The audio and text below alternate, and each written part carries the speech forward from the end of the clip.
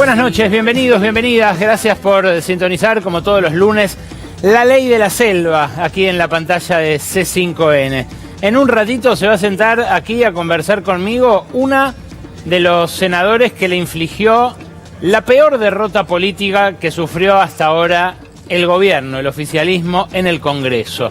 Guadalupe Tagliaferri, en un ratito me va a contar acá por qué votó a favor del bono a los jubilados ampliado, a favor del aumento del 7,2, votó en contra de la moratoria, pero me va a contar también por qué fue uno de los senadores que por unanimidad apoyaron, por ejemplo, la mejora a las asignaciones para las familias de personas con discapacidad. Claro, es una semana en la cual el oficialismo todavía ni siquiera llegó a procesar el daño que sufrió el jueves pasado y el daño que también se autoinfligió luego con una interna sobre la cual vamos a abundar en este editorial. Pero también quédate porque en un rato Lucía Isikoff nos trae un informe exclusivo, material de nuestro equipo de investigación de la Ley de la Selva.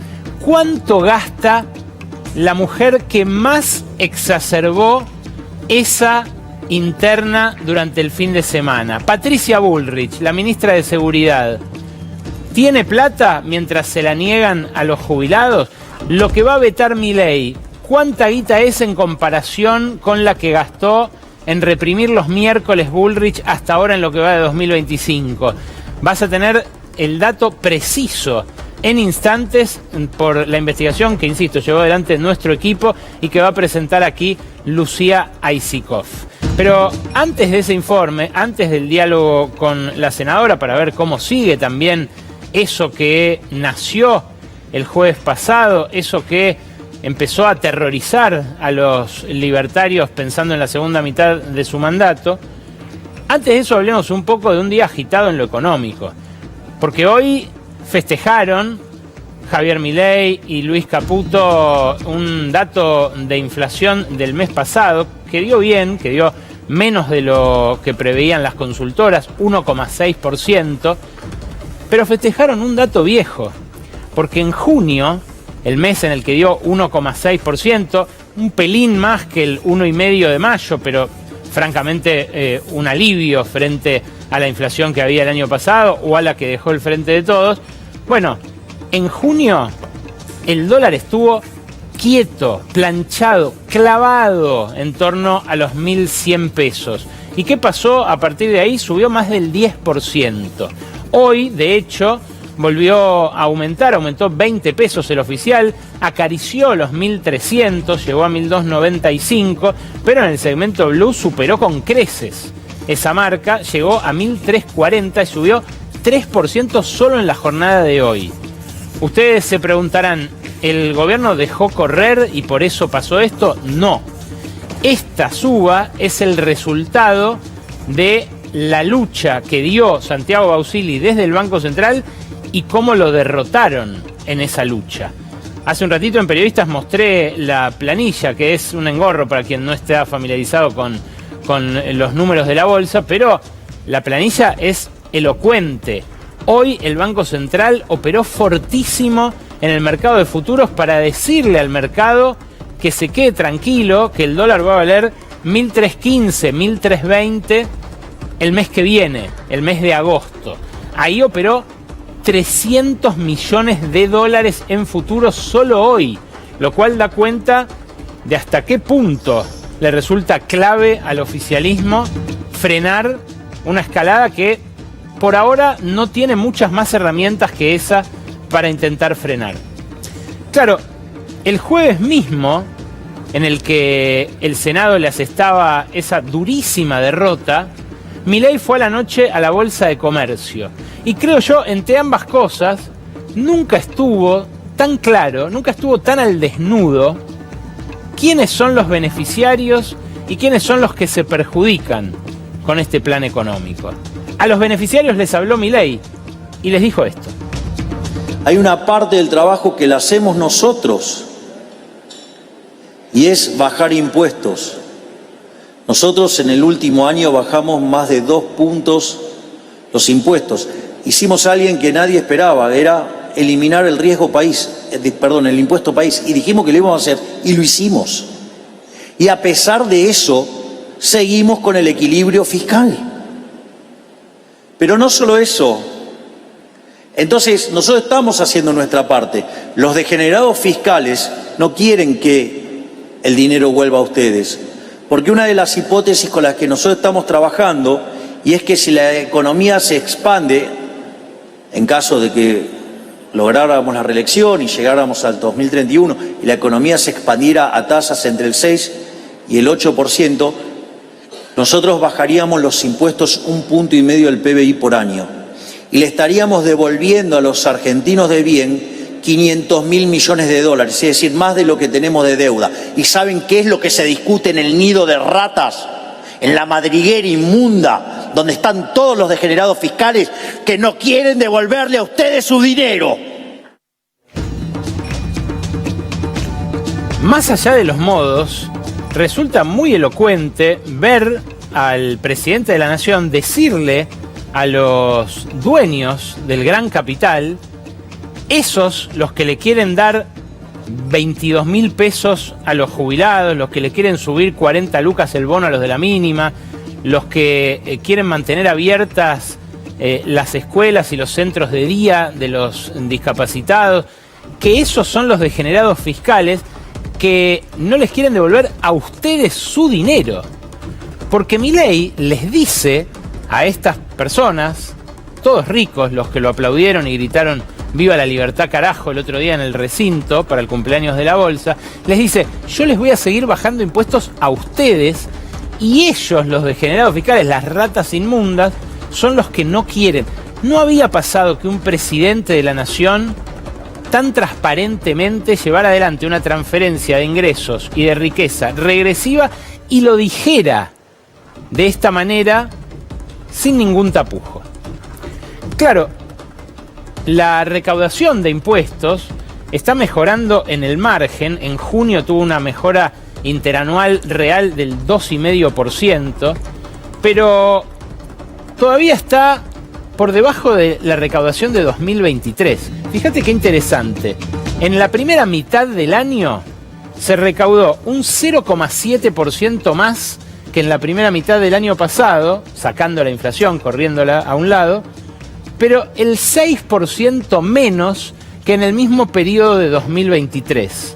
Y claro, Milei dice que no hay plata, pero en el primer semestre de este año recaudó 15% menos en términos reales de impuesto a las ganancias, que es el impuesto base de nuestro sistema tributario y además uno de los pocos progresivos que quedan de los que recaudan mucho. Recaudó 8% menos de IVA que en 2023, lo cual da cuenta de un menor ritmo del consumo. Recaudó 40% menos en bienes personales, que es el impuesto a la riqueza, el que todos los que lo estaban escuchando en el recinto de la bolsa el jueves pagaron con un alivio este año, mientras a los jubilados, a los pensionados, a los beneficiarios de asignaciones por discapacidad les metían la mano en el bolsillo.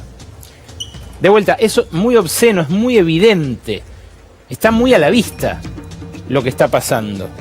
Pero lo interesante también es cómo está pasando, porque esto tiene que ver con la disputa con los gobernadores. Fíjate, el impuesto a las ganancias recaudó casi 20% menos en junio que en junio del año pasado, y más o menos, grosso modo redondeando, 10% menos en esta primera mitad de 2025 que en la primera mitad de 2023. ¿Qué pasó? Por un lado, que redujeron la alícuota del primer anticipo de ganancias para las sociedades, le fijaron planes de pago que permiten que paguen en un plazo mayor, con lo cual resignaron recaudación. Y por otro lado, devolvieron certificados de exclusión de ganancias para sociedades para grandes empresas. O sea que algunos de los que estaban ahí, gritando "Viva la libertad, carajo!" con el jabo, hubo una especie de perdonazo impositivo. Claro, para los jubilados no hay plata. Ahora vas a ver las planillas originales de la Oficina del Presupuesto del Congreso para ver los costos relativos de una y otra cosa. Pero para ellos sí. Y cuando les aflojan un impuesto, cuando les bajan riqueza, cuando les bajan ganancias, cuando les bajan otros impuestos, esa plata que deja de recaudarse es la que no hay. No hay plata, pero después de dársela a estos a los que Milei dijo, no me dejan devolverles la suya, la de los argentinos de bien. Claro, como el gobierno gobierna sin presupuesto, es muy difícil también escrutar sus prioridades. Por eso hay que hacer cosas como la investigación que hicimos sobre el gasto en armamento para la represión. Pero sí hay una planilla que está todos los años, aunque replica en el presupuesto del año anterior, que es la planilla de gasto tributario. Es interesante ver esa planilla porque es mucha guita y son todos los impuestos, los beneficios fiscales que el Estado deja de cobrar. Son los impuestos que no se cobran porque una determinada ley, por ejemplo, le da la exención a un sector. Acá está, por ejemplo, la exención de ganancias para los honorarios de los directorios de las empresas. Fíjate, eso cuesta 0.29% del PBI, que ahora vas a ver en comparación, guardate ese número, cuánto es con la moratoria o cuánto es con el aumento del bono. Claro, hay plata para diferirle el IVA a las pymes, a los dueños de las pymes, para reducirle el IVA a las constructoras, a las desarrolladoras que hacen, no sé, dormis en los countries. Hay la vieja y conocida exención de ganancias para la familia judicial, ¿no? Ese privilegio, esa rémora de tiempos medievales que todavía los jueces más viejos tienen y por lo cual no pagan ganancias. Está la exención, me acuerdo de esto, hacía mucha bandera Marcelo Slotoviazda, la exención escandalosa de bienes personales para los inmuebles rurales. El que tiene un campo no paga impuesto a la riqueza por ese campo. Me preguntás ¿por qué? Por lobby. Porque hubo algún momento en el cual dijeron esto no tiene que pagar impuesto a los bienes personales. Claro, eso genera cascadas de elusión para las provincias también, que terminan aplicando el inmobiliario, pero sobre evaluaciones ficticias en general. Pero si vos mirás lo votado en el Congreso, cuánto vale, y lo comparás con todos estos privilegios impositivos que le cuestan casi 5 puntos del PBI al fisco, 4,72 según el último proyecto de presupuesto, bueno, te das cuenta de que o tan degenerados no son o tanta plata no es. Porque mirá lo que dice la Oficina del Presupuesto del Congreso, que es muy seria, respecto, por ejemplo, del impacto fiscal del proyecto de emergencia en discapacidad. Sobre esto, dice la OPC, lo que se puede estimar, que es básicamente las nuevas altas de la prestación no contributiva por discapacidad, lo que se puede estimar es un impacto de entre el 0,22 y el 0,42% del PBI. O sea, lo que le perdonan de ganancias a los directivos de las empresas. Si vos sumás lo de los prestadores, o sea, la asistencia para que no cierren las escuelas, los centros de día, que yo, es 0,03% del PBI. Son dos monedas. Lo del final, este 0,0008%, es la guita que hace falta para los talleres protegidos. Los talleres protegidos de producción, donde muchas personas con discapacidad reciben algo de la dignidad que les niega la sociedad todo el tiempo, son dos chauchas en comparación con lo que habíamos visto antes. Hay mucha gente sufriendo porque esto no esté del todo destrabado. Por algo los senadores votaron por unanimidad y no se quisieron exponer a asociarse a la crueldad del presidente. Pero si esto es poca guita, mirá el de la moratoria, por ejemplo, lo tenemos también de la Oficina del Presupuesto del Congreso. Este es el más cuantioso, sería en el año 2 0,16, 0,17% del PBI. Claro, sumado a lo de este año, ya se arrima al medio punto del PBI, por eso hubo menos votos para esta moratoria. Pero mirá el del bono. El del bono, el siguiente, después lo vamos a ver todos sumados. Yo les quiero mostrar el facsímil porque todo esto está disponible para quien lo quiera leer en la Oficina del Presupuesto del Congreso, que insisto, es lo más serio que hay, estimando estos números, mucho más recursos tiene que ninguna otra consultora al respecto. Fíjate, el aumento del bono a 105.000, porque esto lo hicieron antes de que se termine de pulir la cifra, cuesta 0,2% del PBI. Si las sumás todas, lo hizo la consultora P/Q en el siguiente cuadro que vamos a ver ahora, si las sumás todas, te das cuenta de que alguien exagera, de que no puede ser que el plan económico penda de un hilo y que por una sesión como la del jueves se vaya a caer todo, como dijo el propio ministro a través de la boca de Alejandro Fantino, todo el embrollo ese que armaron el miércoles pasado, recordaron ustedes casi una comedia de enriedos. Pero fíjate, todo sumado, aumento del 7% a los jubilados para devolverle lo que les robaron a principios de 2024, bono aumentado a 110.000, ley de emergencia de discapacidad, moratoria, el reparto de la guita de el impuesto a los combustibles líquidos y de los ATN, que era lo que querían los gobernadores, todo eso este año va a costar 0,8 del PBI.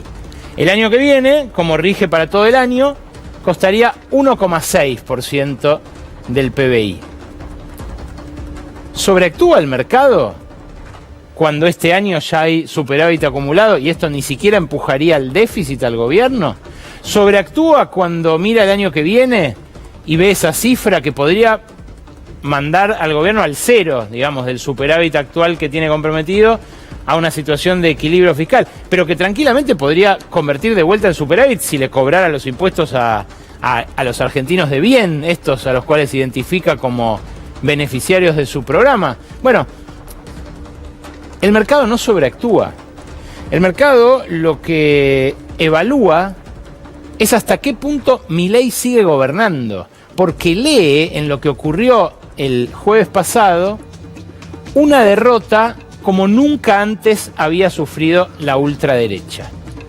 Y fíjate vos, esto me lo enseñó un gran empresario el año pasado, después de que el gobierno sostuvo los vetos, por ejemplo, a los fondos para universidades o a las jubilaciones. Me dijo, vos mirá el cuadro del Merval, este cuadro que tengo aquí a mis espaldas. Esta es la evolución del índice de acciones líderes del último año. Claro, en el último año las acciones líderes aumentaron 16,4%, 16,38%. Esto es julio, pero si vos tomás enero de este año como punto de partida, es ese pico el que tenés que tomar y ves que la caída fue de más del 25%, desde este momento hasta el cierre de hoy, que incluso el cierre de hoy fue con una leve mejora, pero que venía de un descalabro jueves y viernes de la semana pasada. Lo que ves es que el mercado está leyendo lo contrario a lo que leía en estos meses de la segunda mitad de 2024. En la segunda mitad de 2024, cada vez que Milei ganaba una votación en el Congreso, el Merval se disparaba. Y así es como llegó a ese pico de principios de 2025. Ahora, anticipándose a este desgajamiento político, el mercado fue vendiendo. Pero fíjate que incluso a pesar del acuerdo con el Fondo Monetario, que genera ese subidón, ahí cuando parecía que todo se desmoronaba, luego hay ese subidón, bueno, desde entonces no consigue despegar, precisamente por la misma razón por la que no baja el riesgo país, porque no le ven más nafta a la motosierra, porque interpretan que este límite que le impuso una nueva alianza política, que no sabemos cuánto va a durar, que no sabemos qué solidez tiene, pero que se mostró muy eficaz para doblarle el brazo a Milei, bueno, le impuso esa tremenda derrota. Claro, es un Merval que incluye empresas de muy distintos sectores, de sectores que en algunos casos ganan y en otros casos pierden. Que esa diferencia se agrandó muchísimo en este año y medio y que se ve en esta muy interesante gráfica de Gonzalo Vilar desde la consultora Audemus. Fíjate, acá lo que está graficado es, por un lado, en el eje vertical, los precios relativos. Mientras más alto está el sector que se quiere graficar, ese sector mejoró sus precios relativos frente a otros. Por ejemplo, los restaurantes hoy son más caros que comprar una heladera fabricada en Argentina. Se encarecieron más. ¿Por qué? Bueno, porque están más arriba en esta gráfica. Si están más hacia allá, hacia mi izquierda, hacia la derecha de sus pantallas, está produciendo más, porque lo que está graficado en el eje horizontal es la actividad, es la producción.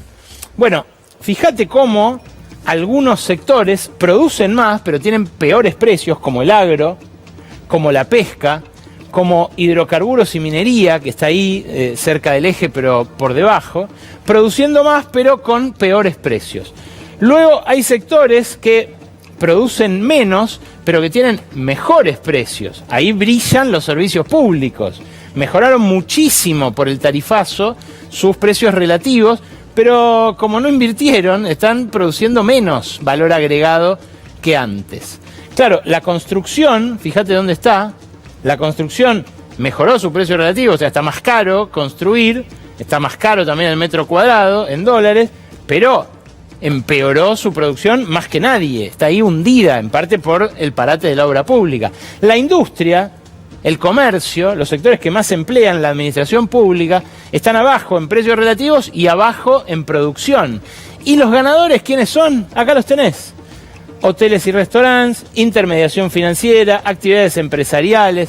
Son los sectores de servicios que tradicionalmente ganan cuando hay un dólar atrasado.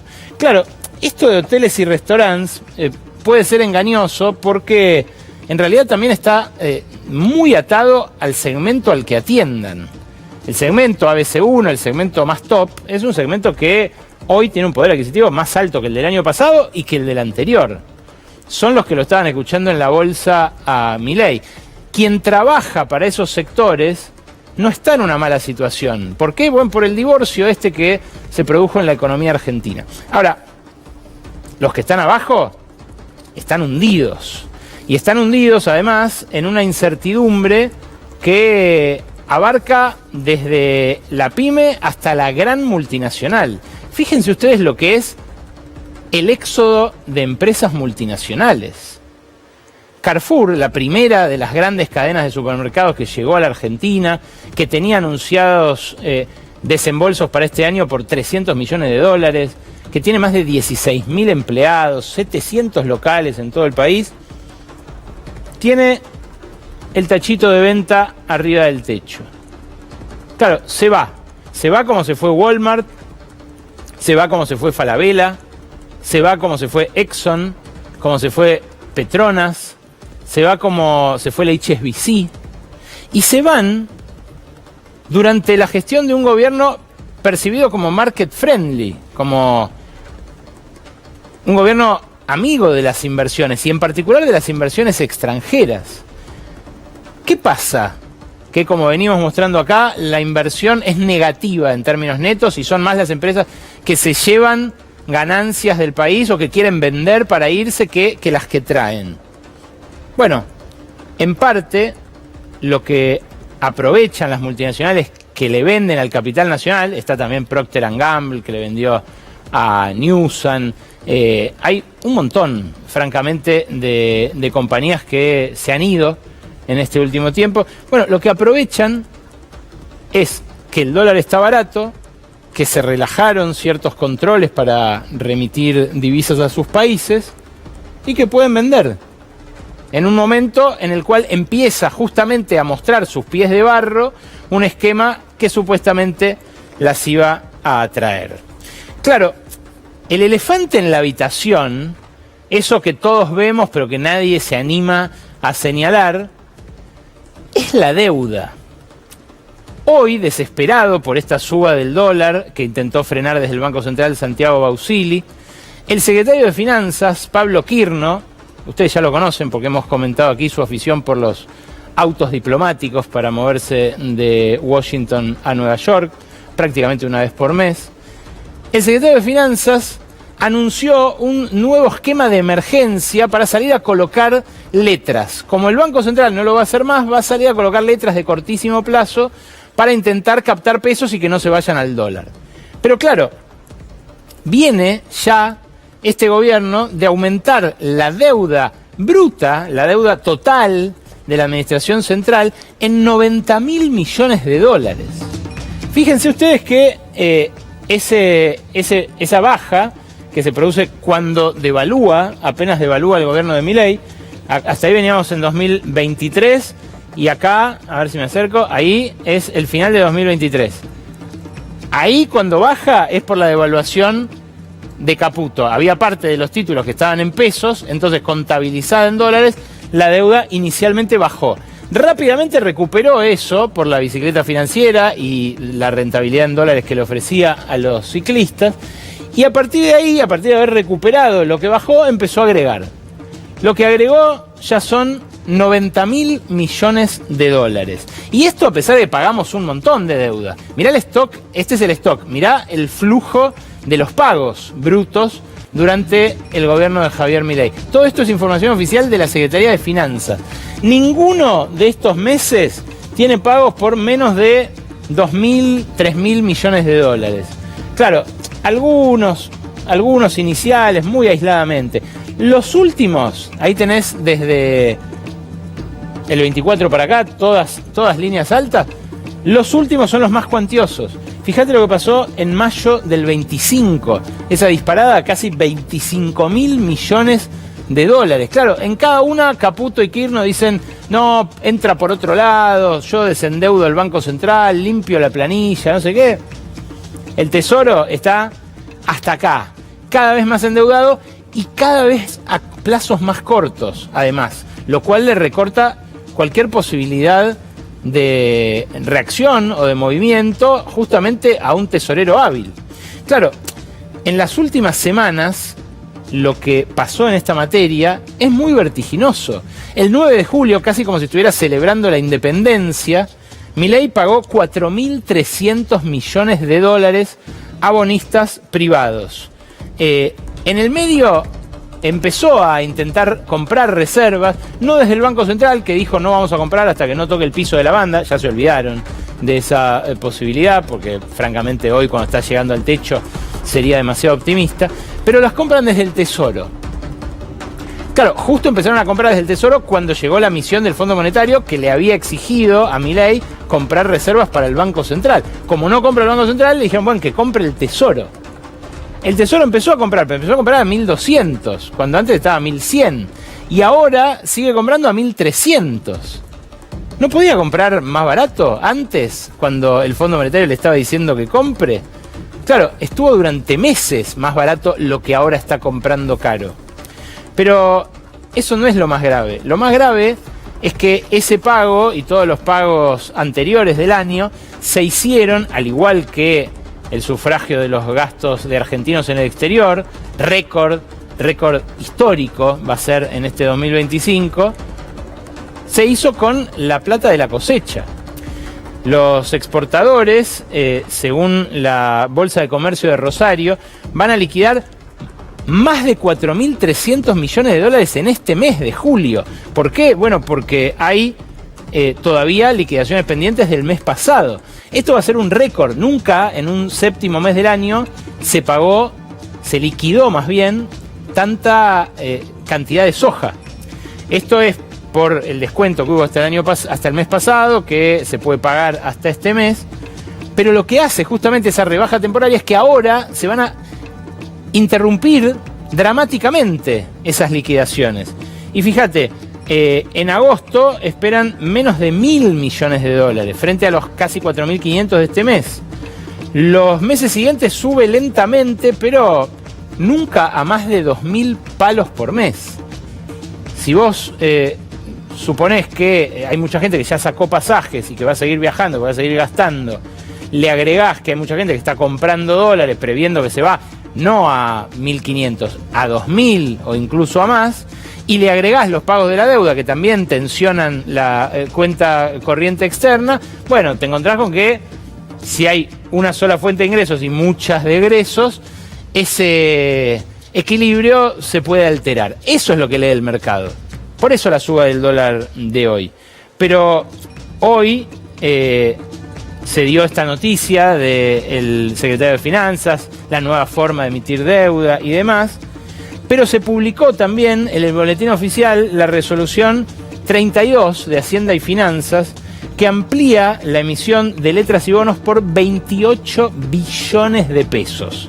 Casi la guita que está en discusión con los gobernadores, con fecha de vencimiento ya, agosto, septiembre y octubre. Son operaciones de cortísimo plazo que siguen inflando la deuda y siguen recortando los márgenes de intervención de este gobierno o de los que lo sucedan. Precisamente pensando en los gobiernos que vengan, es que aparecieron dos proyectos de la mano del peronismo, uno vinculado a la deuda. Hay un economista que fue director por Argentina en el Fondo Monetario en la época de Axel Kicillof, que se llama Daniel Kotzer, que ahora vive en Bruselas, trabaja para una unión de sindicatos internacional, que viene proponiendo que a esta deuda impagable se le contraproponga algo que el propio Fondo Monetario admite, que es que se excedió en la plata que le prestó a la Argentina. Como ya llegó al 1400% de la cuota habilitada para Argentina, la plata que le prestó el Fondo Monetario, lo que dice Kotzer es: negociemos hasta 5 veces la cuota, que es lo máximo que le podían dar a la Argentina. Lo demás se lo dieron fuera de regla. Esto equivale a desconocer, al menos en un principio, 35.000 de los 55.000 millones de dólares que todavía le debemos al Fondo Monetario a pesar de todo lo que le pagamos de 2018 para acá. Claro, en el medio se engrosó en estos 20.000 que tomó Milei, se engrosó, digo, el préstamo de 45.000 que había tomado Macri al principio, pero habla este proyecto al menos de que se encendió una preocupación que hasta ahora la oposición parecía no ver, o parecía estar haciéndose la distraída al respecto. Claro, para llevar adelante un proyecto tan audaz como este, haría falta construir una coalición lo suficientemente amplia y poderosa como para sostenerlo. Algo que no parece estar haciendo el peronismo, cruzado por las internas por las que está cruzado, al menos en el territorio bonaerense, que es el que aspira a mantener como el suyo propio. Claro, hay otro proyecto que hasta ahora no se conocía, que nació en el área de Economía y Tecnología de Flaxo, el área que comandó durante muchos años Eduardo Basualdo, fallecido hace muy poquito, economista que inspiró a generaciones enteras de economistas, que propone lo contrario a lo que les dijo Milei a los de la Bolsa en el fragmento que acaban de escuchar ustedes. Lo que propone es que se tome como grupo económico a las empresas que tienen muchas actividades distintas y filiales en el exterior. Estoy hablando de Techin, estoy hablando de Arcor, estoy hablando del Grupo Pampa, estoy hablando de las principales distribuidoras de energía de la Argentina, las petroleras, los bancos. Lo que propone es que se las grabe como un grupo, no como empresas separadas y mucho menos como a filiales de un holding internacional, como pasa hoy con muchas de estas compañías. Esto que hoy discutieron en un plenario las dos CTA, ojo, porque empieza a circular ya no en círculos dirigenciales, sino más a nivel militancia, es algo que discute el kirchnerismo en el PJ, que discute en la escuela justicialista Néstor Kirchner, una especie de think tank que formaron en momentos de mejor entendimiento interno los referentes de este sector. Y es algo que también lee el mercado. Cuando ven que hay un proyecto para avanzar sobre la deuda impagable, cuando ven que hay otro proyecto para cubrir ese agujero fiscal que generó la motosierra y que va a obligar a ajustes a los gobiernos que vengan y que no corrijan eso, bueno, el mercado dicen, ya está, Argentina, linda ganancia hicimos, muchas gracias, mucho gusto, hasta acá llegamos. Esa es la pesadilla de Milei. Esa es la pesadilla de Federico Sturzenegger, que vio cómo se agotó su año de facultades delegadas, que se siente satisfecho con la tarea cumplida, pero que sabe que se lo empiezan a discutir en el Congreso, en los tribunales. Hoy apareció otro fallo, por ejemplo, contra el decreto antihuelga que publicó el gobierno hace un mes. En fin, cuando cruje la gobernabilidad, crujen todos los sueños, cruje todo el futuro que se pueda proponer un proyecto como este. Y claro, lo que ocurre es que el no hay plata se extendió a los aliados y que la guerra por los fondos, por la plata, es una guerra que deja cada vez más heridos. Fíjate, Mercado Libre, de Marcos Galperín, hizo este manifiesto la semana pasada avisando que se iba de Córdoba capital.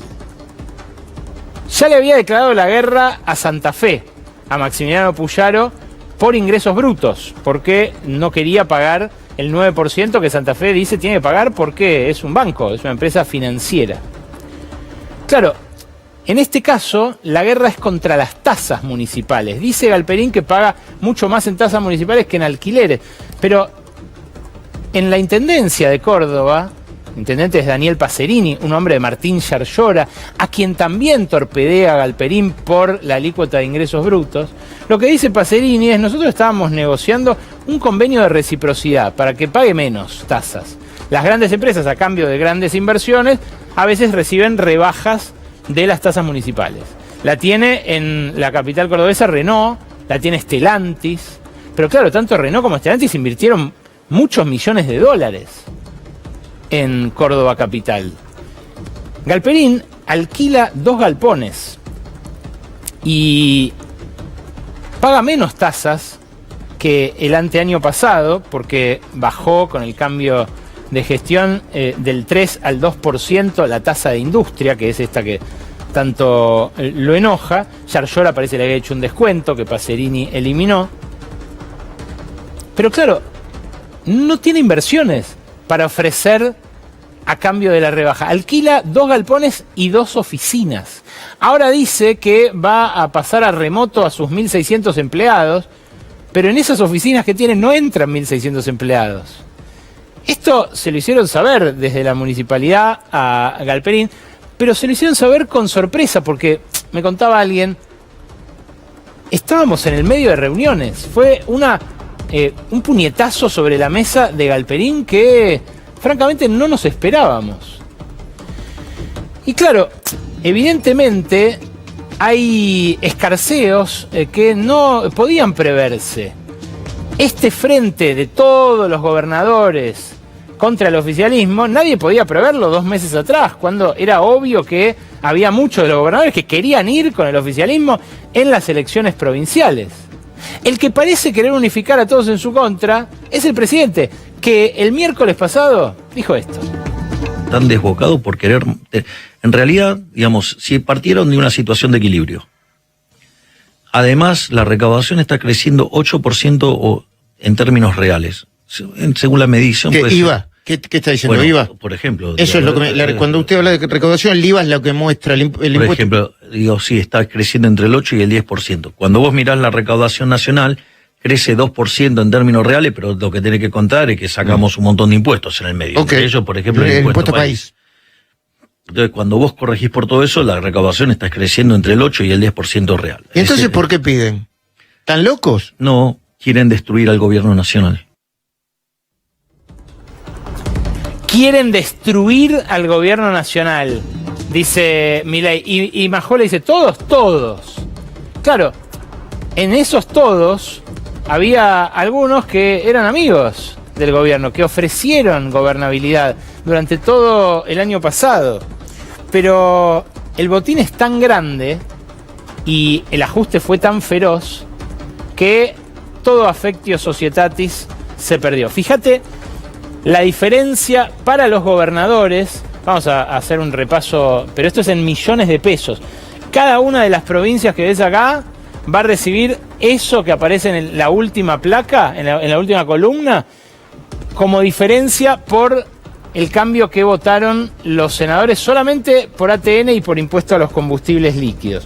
Es mucho dinero. En total, es 1,5 billones de pesos que inmediatamente va a aliviar arcas provinciales que están ahogadas en este momento. ¿Por qué? En parte por las rebajas de ganancias que te dije hace un rato que les dieron a las empresas, que hizo que se pagara más. Ahí está, 1.600.000 pesos es lo que van a recibir de más las provincias y la ciudad, y lo que va a dejar de apropiarse la nación, según la estimación que hizo Nadine Alganiaraz en el IARAF. Claro, de vuelta, es no solamente un botín jugoso, sino que es muy importante para la supervivencia política de estos gobernadores. Gobernadores que dicen: no tenemos para los aguinaldos, no tenemos para hacer campaña.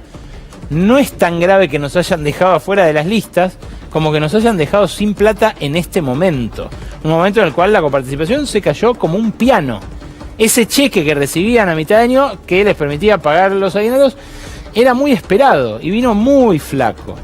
Claro, justo cuando les corta ese chorro, les hace el desaire de lo que dijo recién en la entrevista que acaban de escuchar, y queda eclipsado el presidente por su vice, que lejos de amilanarse por la niebla del 9 de julio, se puso el poncho y fue a Tucumán a saludar y a gritar que viva la patria. No, viva la libertad, carajo, no gritó.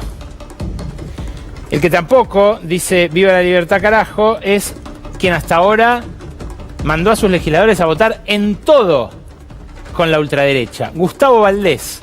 Miren qué airadamente ahora recordó defender a los jubilados. Nosotros no le tenemos miedo al populismo. Nosotros no le tenemos miedo a las redes sociales. Nosotros no injuriamos, no puteamos, no calumniamos. Nosotros trabajamos para esa mujer que no tiene nada en el pueblo.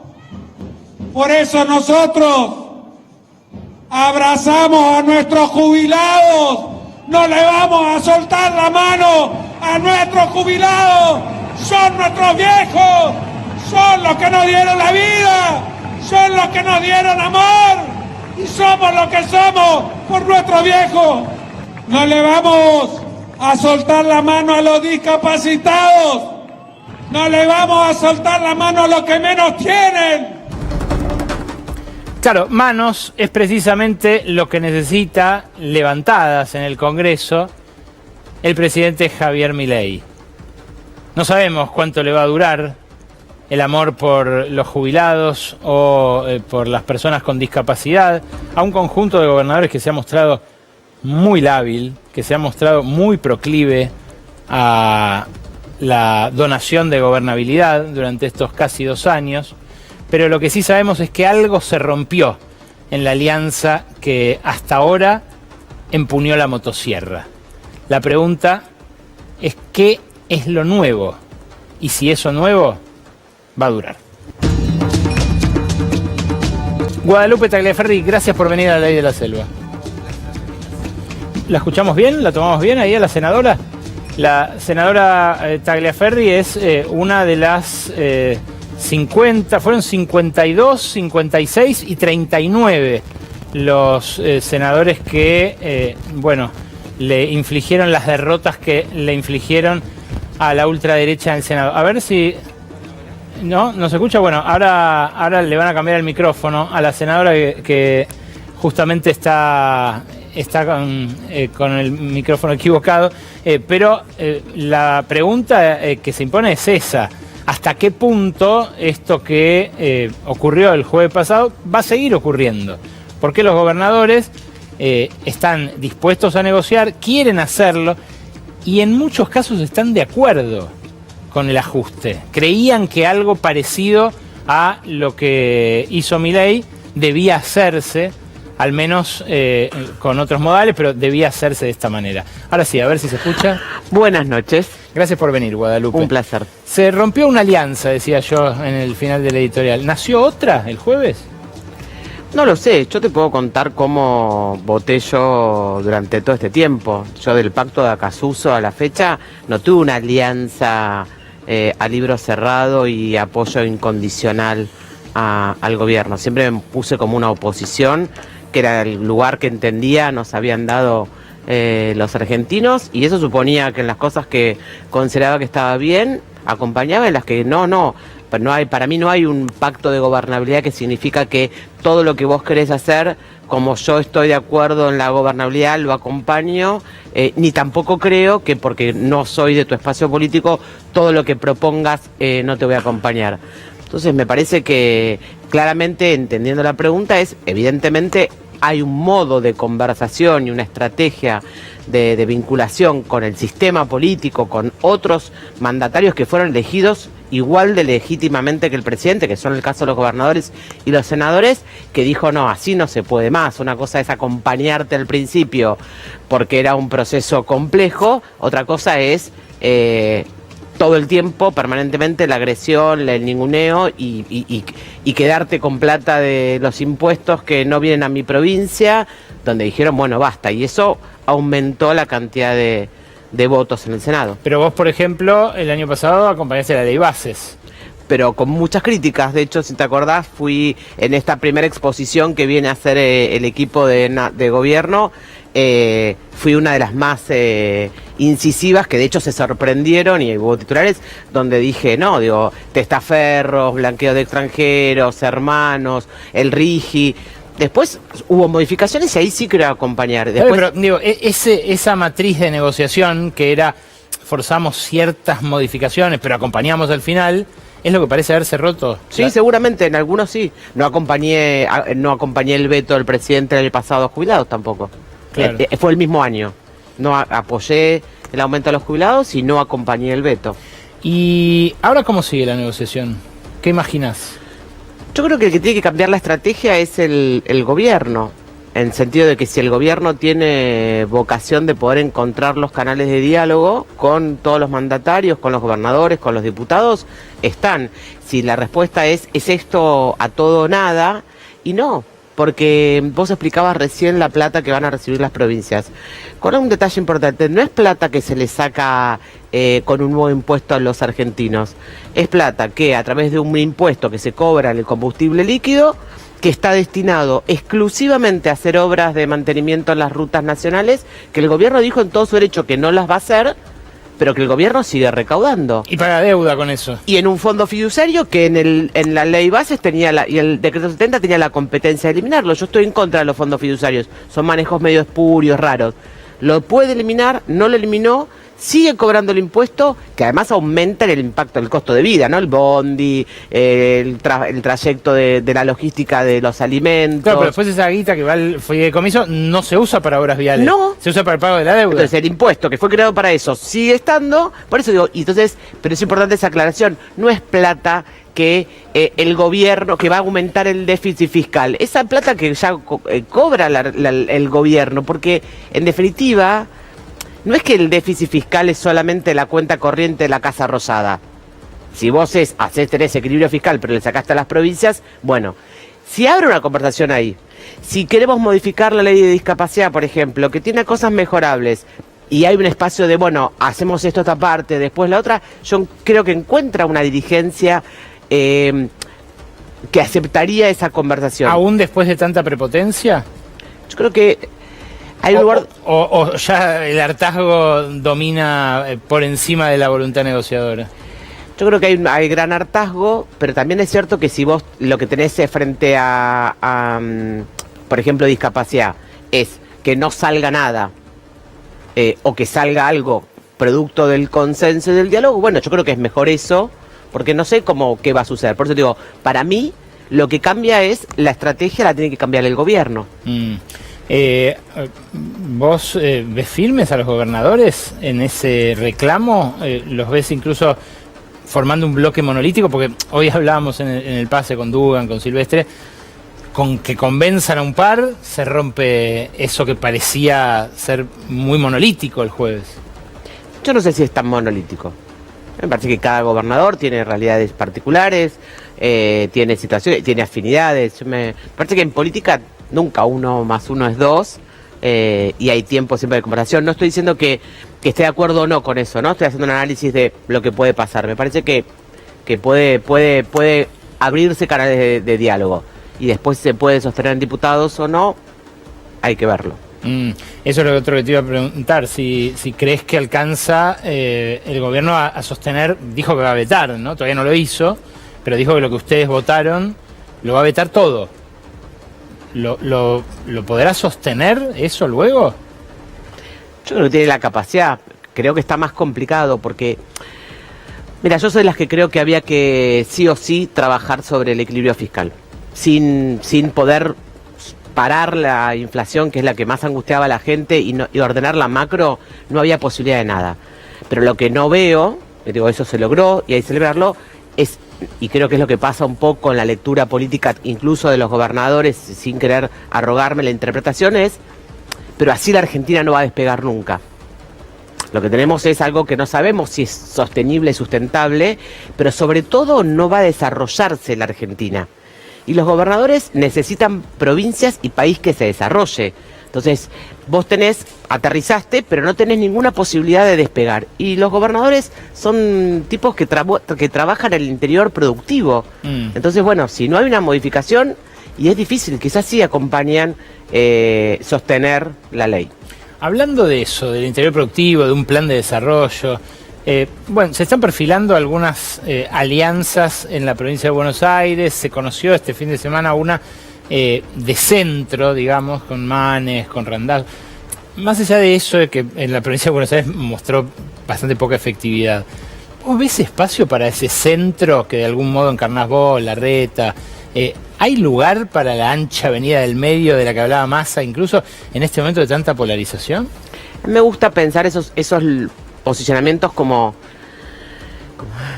de cordura, ¿no? Hay una canción de la Bella Porca que dice que la cordura no tiene oferta. Me gusta pensar que lo que no hay es una oferta de cordura. Yo no sé si tienen espacio o no, si están de moda, claramente parecerán no estar de moda. Ahora es mi convicción. Y uno no cambia las convicciones si tiene plafón o no.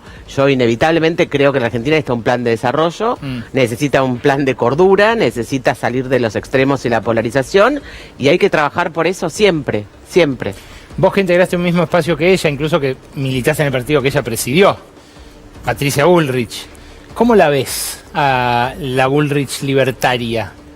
¿En qué senda la ves? ¿Crees que quiere ser presidenta todavía? Es una persona con muchas ambiciones en el buen sentido, ¿no? Como tener aspiraciones. Yo la desconozco, la escucho y la desconozco. ¿Ah, sí? ¿A ese nivel? Sí. Hemos defendido educación, hemos defendido la obra pública, hemos defendido el Estado gestionando bien, hemos defendido estar cerca de la gente, hemos defendido la fórmula de movilidad jubilatoria frente a las piedras en el Congreso. Yo la desconozco, pero me parece que cada uno tiene que resistir o no sus archivos, y es una decisión personal. Qué interesante. ¿Crees, insisto, que en algún momento se puede desgajar de Milei o proponérsela incluso como alternativa? No lo sé. ¿Crees que la crisis que parece atravesar hoy la Libertad Avanza tiene retorno o que solamente va a resolverse en la medida en la que se construye una nueva alianza? ¿La crisis interna? Sí, Villarruel, Milei, Bullrich, todos puteándose por las redes, Caputo que desbloquea por WhatsApp con los Menem. Mira, a mí me pasa con eso, me parece que es peligroso, da pena, ¿no? Digo, que volvamos a tener un binomio presidencial en una situación como la que está, y creo que, a diferencia del gobierno anterior, que también tenía eso, digo, tiene una escalada, pero porque todo está, ¿no? El hipérbole. Sí, claro, la grieta es cada vez más cosa, lo que opinamos en Twitter es cada vez más complejo, pero a mí también ¿sabés lo que yo a veces siento? Que el gobierno tiene como un ejercicio muy certero de un sistema permanentemente armado y pensado para indignarnos, ¿no? Entonces uno esté como todo el tiempo indignado frente a estas cosas, vos, la otra oposición, el periodismo, los dirigentes, y eso te anula la posibilidad de reflexión, te anula la posibilidad de argumentación, porque uno está desde el enojo, y además estás conversando sobre la agenda de esta indignación, y perdés la posibilidad de hablar entre vos y yo de otras cosas o hablar con las personas de otras cosas. Entonces yo trato de mirarlo, pero no engancharme en profundidad porque creo que está armado para que yo me enganche y me distraiga y además me agote y pierda energía. Entonces creo que hay que tomar un poco de distancia de esa provocación sistemática. Contar hasta 10. Sí, o hablar con otras personas. Guadalupe, gracias por venir a hablar con otras personas aquí a La Ley de la Selva. Un placer. Ustedes quédense, porque después de estos avisos, el informe exclusivo de Lucía Isikoff con el acceso a la información que pedimos. ¿Cuánto gastó Bullrich en reprimir las marchas de jubilados de los miércoles mientras le niegan el aumento del bono congelado hace 1 año y medio? Quédate.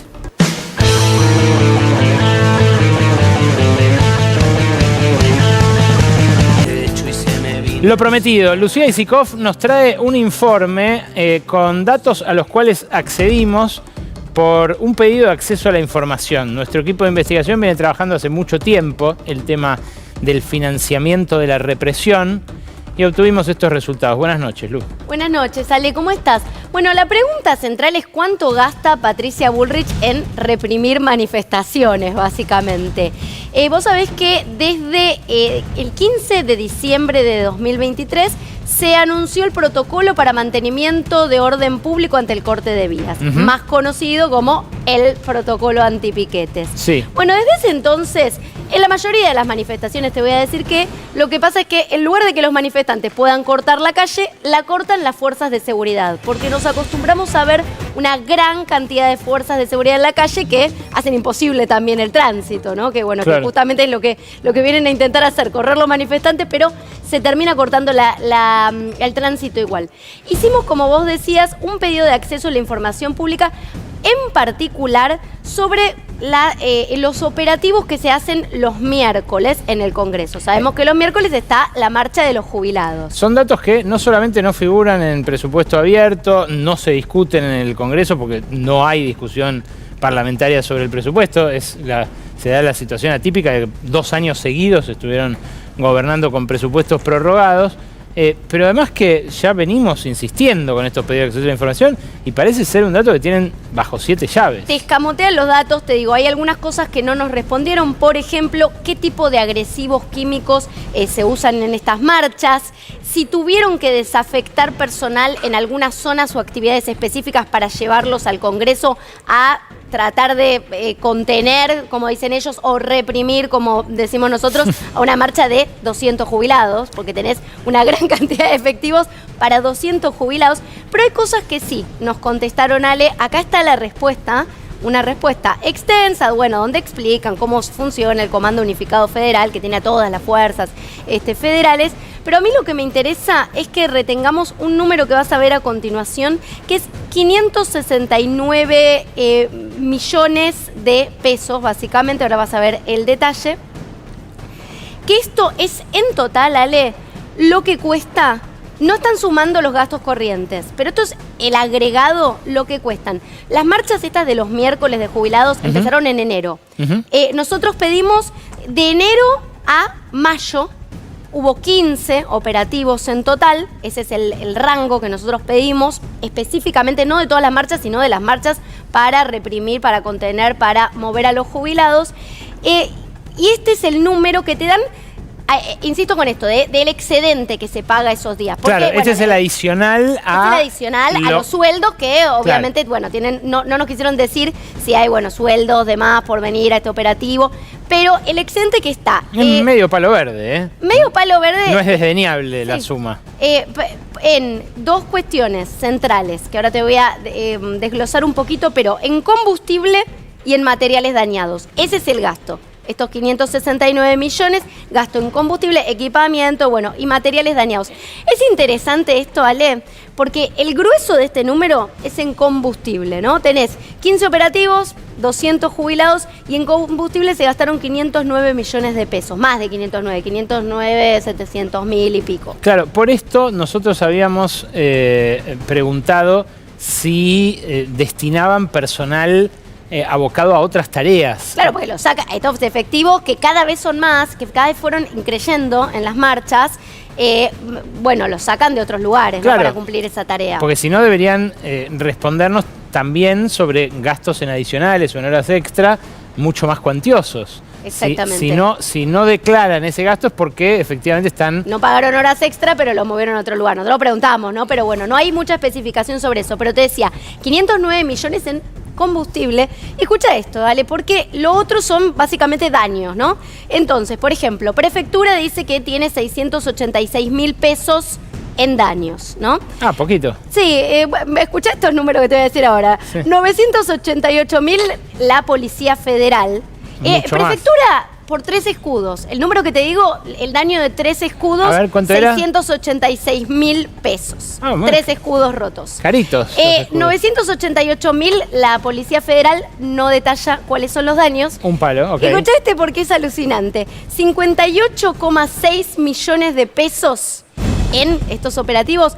Denuncia daños, Gendarmería no detalla cuáles son. Gendarmería. Pero lo del anterior, lo de Prefectura y lo de la Policía también es daños. Daños. ¿Y por qué la Gendarmería La Gendarmería salió mucho más dañada de la pelea en la calle con los jubilados. Pero 50 veces más, ¿no? Y no hay ningún tipo de detalle porque la federal te aclara, Prefectura, perdón, te aclara los 3 escudos. El Claro. otro no hay detalle. Gendarmería no detalla absolutamente nada. Para que por ahí acá de rebote termina algún comisario general o no sé cómo se llama, capitanes generales. Sí, no me preguntes a mí, no los lo de tengo la tan claro. Gendarmería, comandante, ¿alguien se está quedando con guita? ¿O no? No sabemos de dónde sale ese número, pero bueno, es el número que oficialmente nos responde el Ministerio de Seguridad cuando preguntamos cuáles son los gastos. ¿Viste cuando me piden en la oferta 3 oferentes y uno se recontra va al carajo? ¿Pero qué es eso? ¿Queda en evidencia? Porque más o menos uno los ve y está siempre un prefecto, un policía, un gendarme. No es que 50 veces más gendarmes. Con la tuya, con la nuestra. No sabemos. No, Claro, pero... claro, el de bueno, los Prefectura- 3 escudos también caros. Hay que ver ahí quién arregló los escudos. Pero, pero por lo menos da el detalle el prefecto. ¿Entendés? El otro directamente te tira... Bueno, es increíble. No, es increíble. Retengamos Gendarmería, pero quiero ir a otro número con vos, porque la pregunta que nos hicimos en el equipo, Ale, de este programa es ¿a cuántos jubilados podrían pagarles el aumento? Sí. Este famoso aumento que Milei ya dijo que va a vetar, que está ahí, bueno, ¿no? Tanteando con los gobernadores cómo poder sostener su veto, pero el aumento votado en el Congreso del 7,2%, ¿a cuántos jubilados se lo podrías pagar con estos gastos, en combustible y daño? Y este es el número que tenemos. A 27.000. Casi 27.000 jubilados podrían cobrar el aumento que el gobierno no les da porque no hay plata, pero sí hubo plata para gastarla en represión de las marchas. En reprimir y contener a muchos menos jubilados que estos. porque- Mucho menos, pero realmente eran unos 200 por marcha y además es muy llamativo como en una marcha, mira, ahora te voy a mostrar, estábamos hablando de Gendarmería y por eso te dije que lo retengas porque Sí. veamos las fotos del momento en el que Pablo Grillo sale herido, pero además salva su vida de milagro. Claro, que fue un gendarme el que le disparó. El gendarme fue Héctor Jesús Guerrero. Hubo una investigación interna, sabes, en Gendarmería, también, ¿no? Del estilo de lo que te acabo de contar. Sí. Y se dice que no incumplió el reglamento. Cuando nosotros vimos en todos los videos que Claro. se vieron de esa marcha, cómo es contra todo tipo de protocolo, no solo de Gendarmería, sino internacional, disparar los cartuchos de gas lacrimógeno en paralelo al piso, como los dispararon, y no tirarlos hacia arriba. Bueno, por fortuna Pablo se está recuperando muy bien. La semana pasada estuve con el papá, con Fabián, y bueno, más allá de que tiene casco, debajo de ese gorrito hay un casco. Ahí cuando estaba, claro, saliendo. Claro. Digo, sí, Hay hace un casco, muy poco tiempo. Hay un casco porque no tiene cráneo en una Sí. parte. O sea, vos tocas así, es blandito el cerebro. Imagínate la situación.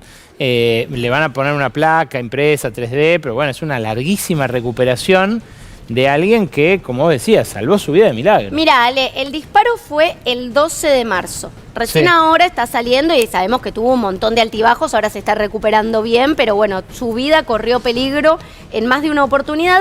Le disparan el 12 de marzo. En la marcha siguiente, el 12 de marzo, Sí. había asignados 412 fuerzas de seguridad, Más ¿no? policía, Entre Gendarmería y más todo, policía más policía que gente. jubilados. Más policía que gente. Para la semana siguiente fueron 1.201 efectivo. y para la siguiente 1.700. Por eso te digo, y todo esto, bueno, ¿Cómo? con los sueldos, sí, fue subiendo exponencialmente la cantidad de efectivos que iban, bueno, porque sabemos que ellos ahí ya empezaron a decir que las marchas estaban copadas, no por las barras, entonces ahí viene... Claro, ahí viene el relato, ¿no? De, bueno, lo que fue pasando en estas marchas y por qué era necesaria la cantidad de fuerzas de seguridad que hubo. Increíble. Ahora, Ale, mirá qué interesante lo que vamos a ver a continuación, porque, ¿sabés que hubo una carta que trascendió hace unos días nada más, Ajá, de la relatora de la ONU, de Gina Romero y otros relatores, ¿no? Esta es la relatora de Asociaciones Pacíficas y Libertad, pero bueno, gente con cargos en la ONU que escribe una carta en carácter urgente, en mayo, todavía no recibió ninguna respuesta, al gobierno nacional y en particular al Ministerio de Seguridad.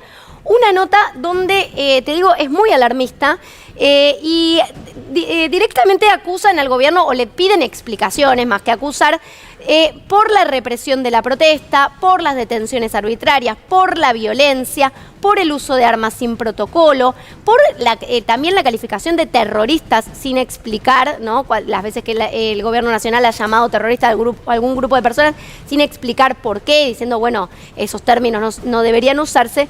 Pero mira, acá tenemos algunos destacados de esta carta que, por ejemplo, dicen: la información que hemos recibido sobre el supuesto deterioro grave de las libertades fundamentales y del espacio cívico en la Argentina desde diciembre de 2013 hasta el momento, incluyendo violaciones a la libertad de expresión, libertad de reunión pacífica y de asociación, uso desproporcionado de la fuerza, de armas menos letales y detenciones arbitrarias en el contexto de asambleas pacíficas, así como de violencia y tratos crueles. Bueno, no te voy a leer todo, pero directamente habla de tratos inhumanos y le pide explicaciones al gobierno nacional. Ponete otro destacado, Rodo, pero mira, con base en la información recibida expresamos nuestra profunda preocupación por el hecho de que en las diversas manifestaciones han resultado personas lesionadas, detenciones arbitrarias y judicializaciones de forma preventiva, incluido el personal de prensa. Bueno, claro, esta es la situación no solo de Pablo Grillo, también de los detenidos por el escrache en la puerta de la casa de Spert, que tienen sobre sí imputaciones gravísimas, tienen además en algún caso todavía prisión en una cárcel de máxima seguridad.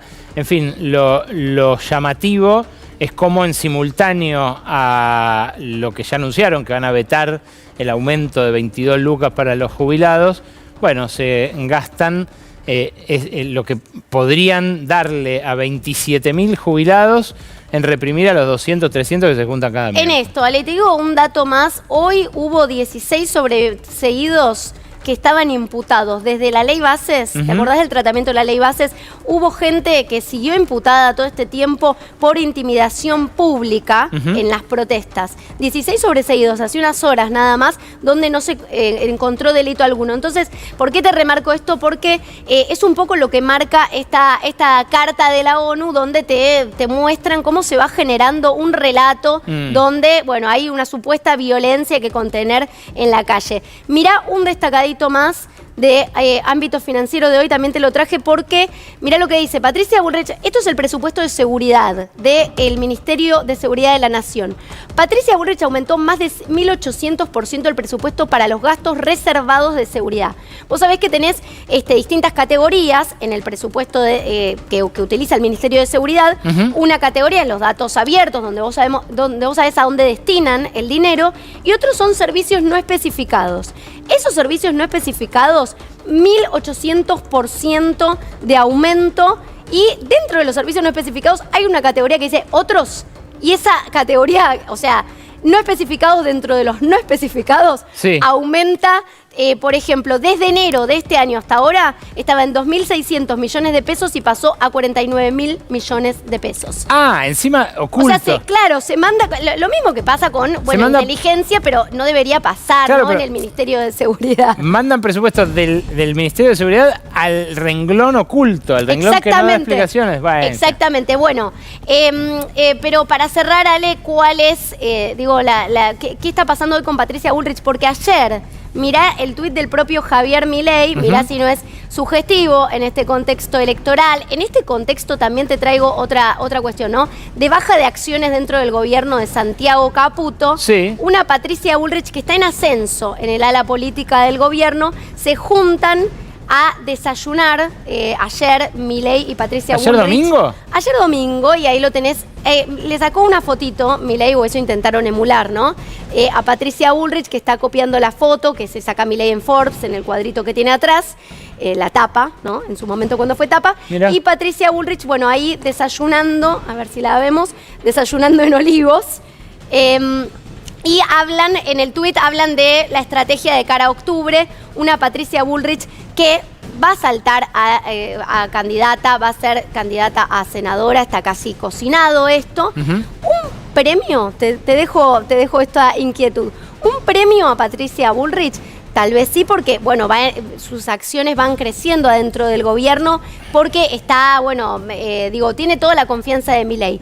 Pero la pregunta es, ¿se la sacan de encima también en la gestión? Con una Karina Milei que cada vez aparece más protagonista en todo lo que tiene que ver con fotos en actos de seguridad. Vos decís que ella sí va a asumir, porque Adorni está en duda. Bueno, yo lo que digo es que para post-campaña, Adorni, sí, son todos medio testimoniales, pero post-campaña yo creo que al Senado Patricia Bullrich podría llegar a ir, pero la pregunta es quién quedaría ahí en seguridad.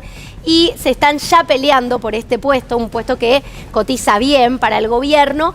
Una Patricia Bullrich que quiere dejar un propio y que ahí mientras tanto hay una Karina coqueteando con Ritondo y con otras figuras de la política que hoy están alejadas de Patricia Bullrich. Así que vamos a ver cómo se termina de cocinar esa interna, pero hoy te digo, es un puesto que todos quieren y donde Milei la tiene muy bien contemplada Patricia Bullrich. Gracias, Lu. Un dato realmente revelador, el de la que se gastan en reprimir a los mismos que les niegan un aumento de 2 monedas. Vamos a seguir hablando de trabajo. ¿Querés? ¿Me seguís? Ah, no. Mayonesa, humor, y ya me siento con Luis Campos a hablar de trabajo de la CTA.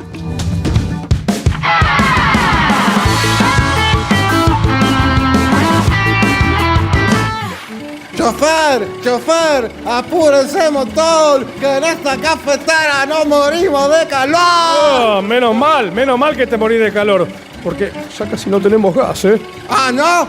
Mira.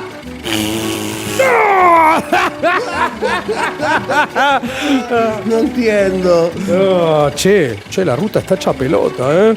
Está llena de grietas. Igualito que la Argentina. No entiendo. Claro, lo que pasa es que cerraron Vialidad Nacional. Ah, Vialidad Nacional. ¿Y quién se ocupa ahora de las rutas? Y la Gendarmería. Los mismos que le pegan a los jubilados. Claro, por eso las rutas están llenas de pozos, rotas como la cabeza de un jubilado. No entiendo. Che, me parece que nos perdimos, ¿eh? Fíjate en el GPS. A ver. ¿Qué pasó? ¿Nos desviamos? No, Milei volvió a subir un video puteando periodistas. A ver. Mandriles. Planeros. Che, tenés que mirar para adelante vos. Nah. Si también cerraron la Agencia Nacional de Seguridad Vial. A nadie le importa. ¡Cuidado!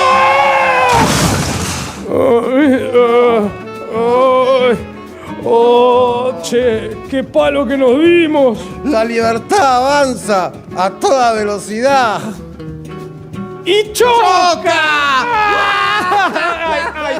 ¡Ay! No entiendo.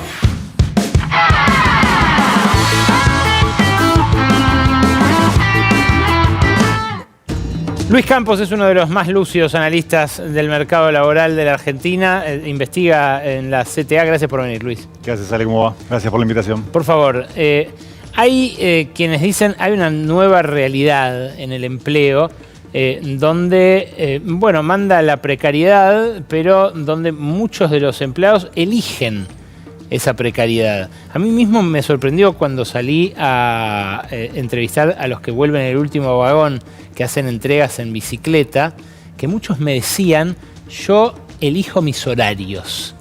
¿Cuánto hay de cierto y cuánto de falso en esto?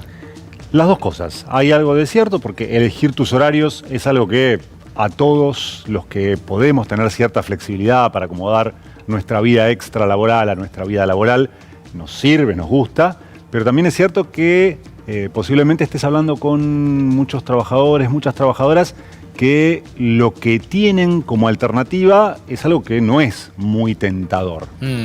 Si vos lo que te ofrecen va a ser un trabajo en relación de dependencia, clásico, 8 horas para un patrón, con cobertura de un convenio colectivo de trabajo, con un recibo, pero que vas a tener un ingreso que es extremadamente bajo y que además vas a estar expuesto a esa arbitrariedad patronal cotidiana, y por ahí, por la misma guita, e incluso a veces por más, preferís trabajar en esa precariedad para sacarte de encima esa dictadura de los patrones en los lugares de trabajo, que además viene acompañada desde hace mucho tiempo por sueldos muy bajos. Digo. Lo Por que eso es te digo anormal es eso, decís vos. Lo anormal históricamente es que pague tan poco el patrón. Es que venimos de una caída salarial, te diría, en los últimos 7, 8 años, realmente de una magnitud que hacía mucho tiempo no se veía. ¿Desde cuánto? El sector privado registrado contra el 2018 cayó más de un 20% en términos reales. El sector público, ni que hablar, ni quiero mencionar la caída del sector público. 40. Alrededor del 40 en promedio. Esto hace que en algunos sectores sea mucho mayor.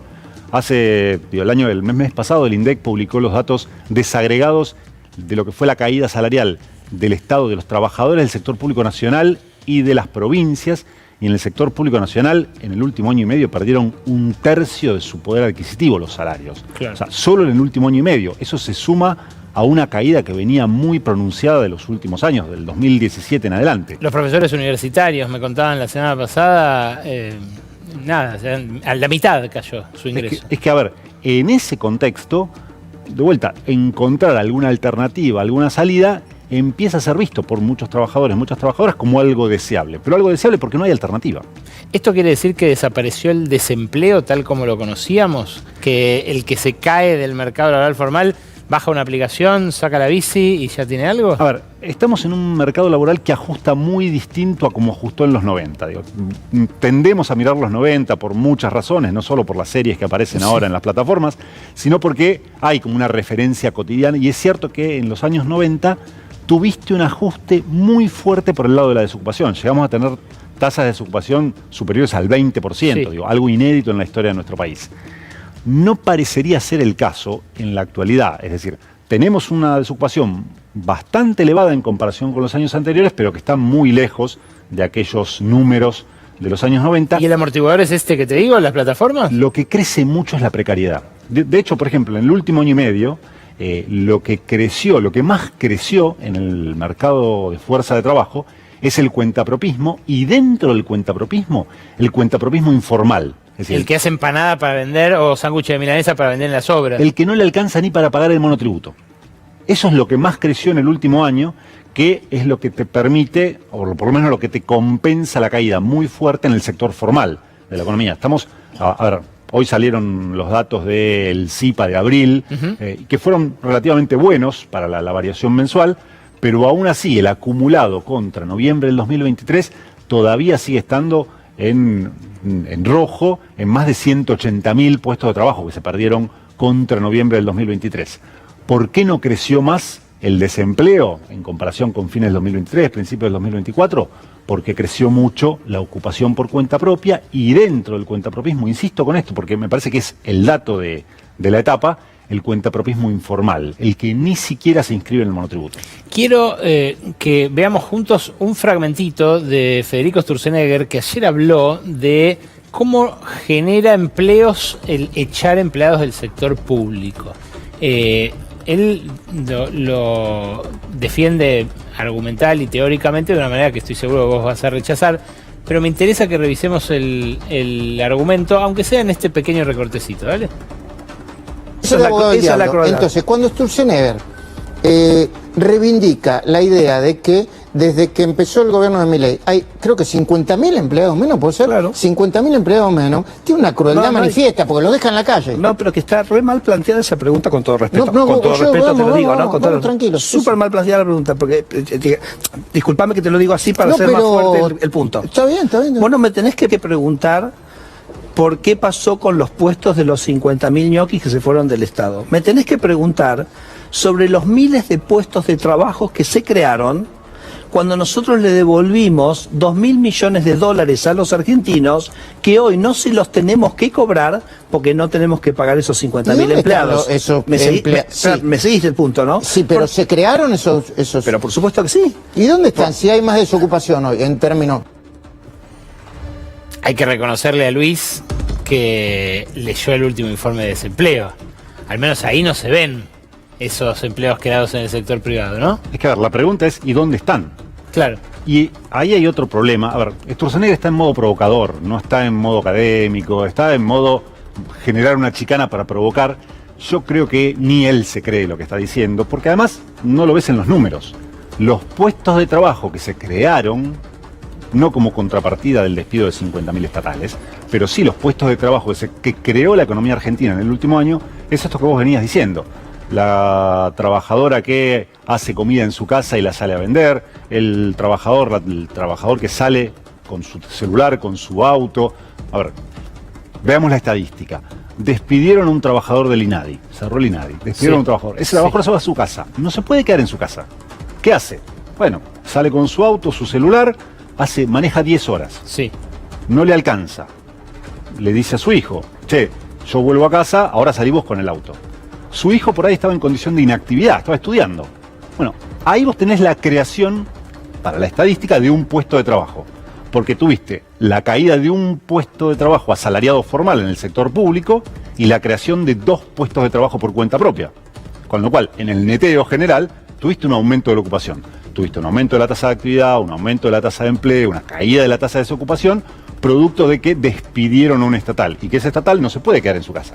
Tuvo que salir a hacer lo que puede. Y como estamos en una economía que no demanda fuerza de trabajo, no se crean puestos de trabajo en nuestro país formales en el sector privado desde el 2012.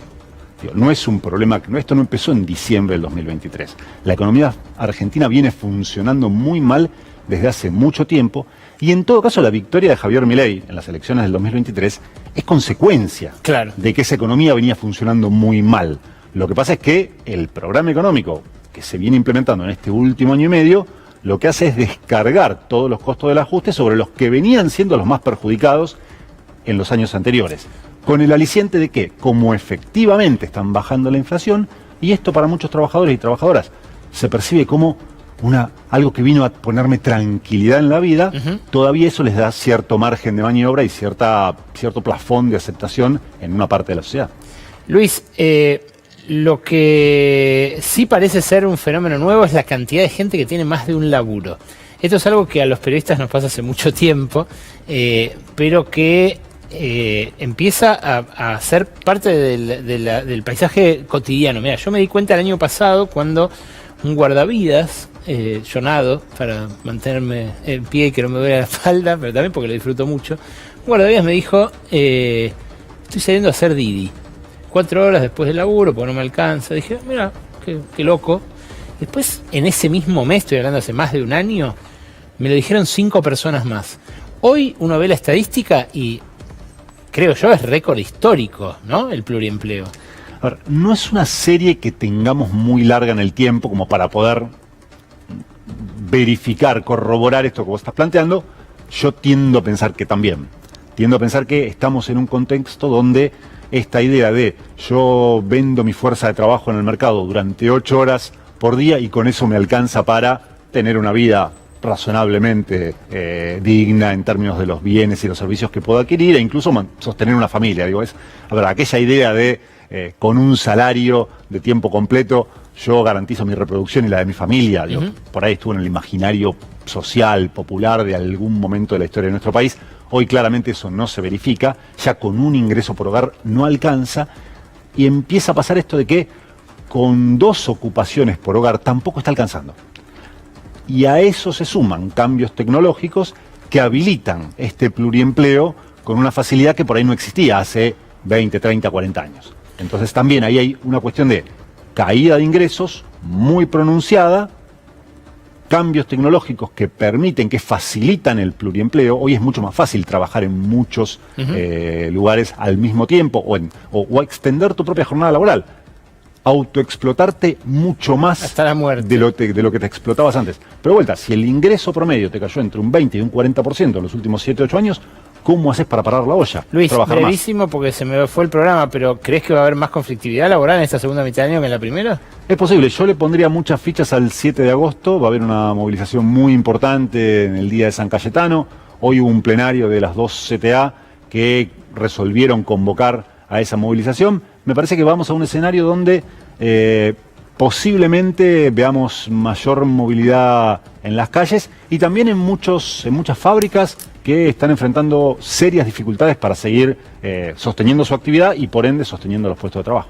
Es muy interesante escucharte siempre, Luis. Muchas gracias por venir. Dale, gracias a vos, Ale. El próximo lunes los espero aquí a partir de las 23 y hasta las 0:30, como siempre, en este envío de calidad, La Ley de la Selva. Chao.